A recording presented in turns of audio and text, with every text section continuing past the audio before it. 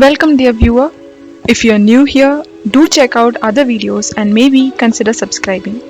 So the other day I took my car for service and they told me that the battery is getting weak, and the reason for that has been that I've always been out with Rocky, my bicycle.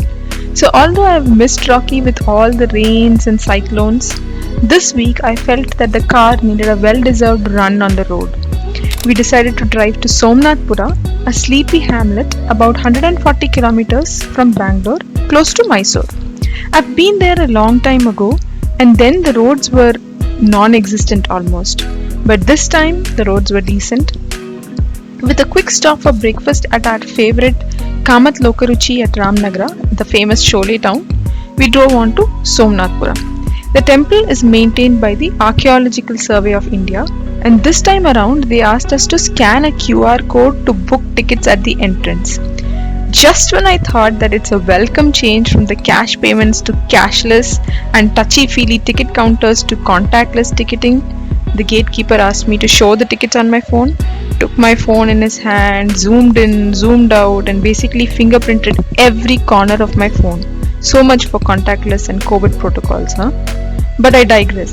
Back to the Channakeshava Temple. This temple was built in 1268 AD by Somnatha, a general of King Narasimha III of the Hoysala region.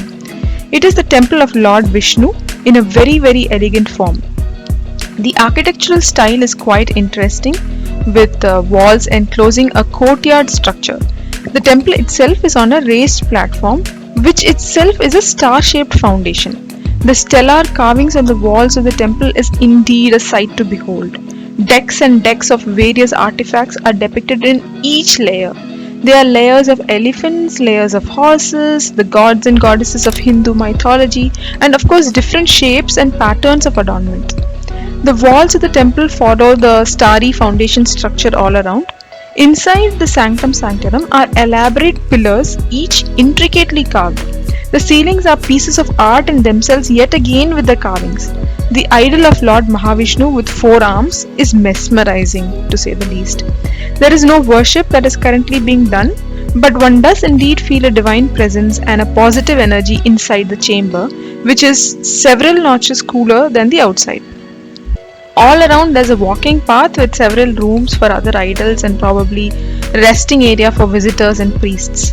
It's definitely a good idea to take the services of a guide to understand the rich history of the place. Several stories from mythology have been painstakingly carved into the walls.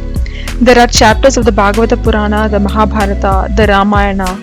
Apart from these stories, there are large carvings of various forms of Krishna, Ganesha, Vishnu, goddesses like Lakshmi, Saraswati and Durga, to name but a few. A lot of mathematics and geometry have gone into the carvings. For example, there are 16 squares on the roof of the mandapa. There are 4 central pillars, with each of the pillar having a central square which are shaped as a 32-point star.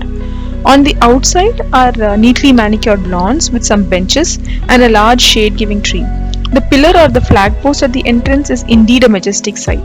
The best time to visit this place is in the winter months, as summers can get really hot to walk barefoot on the stones.